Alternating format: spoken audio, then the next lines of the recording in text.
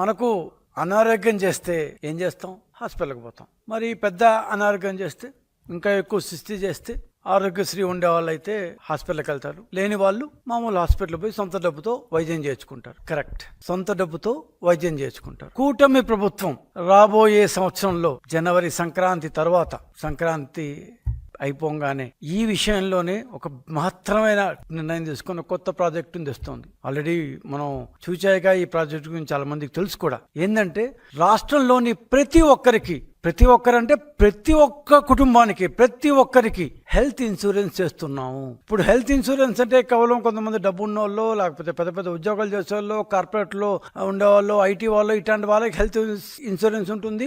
వాళ్ళు నేరుగా పోయి క్యాష్లెస్ అంటే డబ్బులు ఇవ్వకుండానే, నగదు రహితంగానే, డబ్బులు ఇవ్వకుండానే నేరుగా హాస్పిటల్కి పోతారు. ఆ ఇన్సూరెన్స్ కంపెనీతో అక్కడ ఉండే వాళ్ళు మాట్లాడతారు. సరే అండి సార్, మీరు పోయి పలానా రూమ్ అని రూమ్ కేటాయిస్తారు, వాళ్ళకి వైద్యం జరుగుతుంది.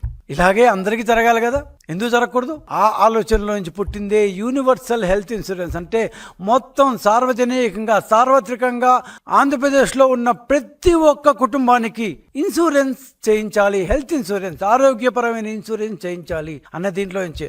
మరి ఎన్టీఆర్ వైద్య సేవ ఉంది కదా అంటారేమో. ఎన్టీఆర్ వైద్య సేవ ఉంటుంది. ఎన్టీఆర్ వైద్య సేవ అమల్లో లేని వాళ్ళకి, దాని కిందకి రాని వాళ్ళకి, ఎన్టీఆర్ వైద్య సేవ కింద ఆ ఫెసిలిటీ లేని వాళ్ళకు కూడా, అంటే ఏపీఎల్ వాళ్ళకు కూడా, బీపీఎల్తో పాటు ఏపీఎల్ వాళ్ళకు కూడా సంవత్సరానికి 2,50,000 రూపాయల విలువైన ఇన్సూరెన్స్ను, హెల్త్ ఇన్సూరెన్స్ను రాష్ట్ర ప్రభుత్వం ప్రతి ఒక్కరికి కల్పించబోతోంది.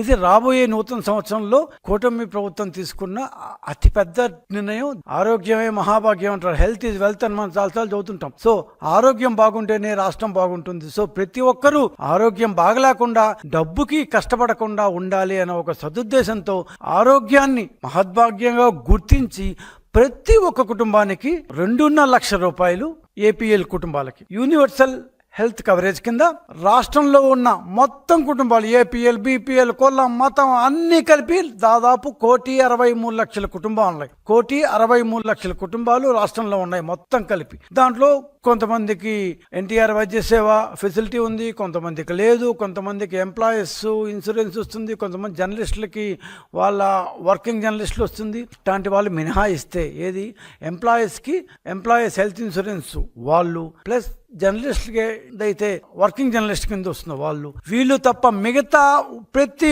ఒక్కరికి రాష్ట్రంలో హెల్త్ ఇన్సూరెన్స్ రాబోతుంది. దాదాపు 5 కోట్ల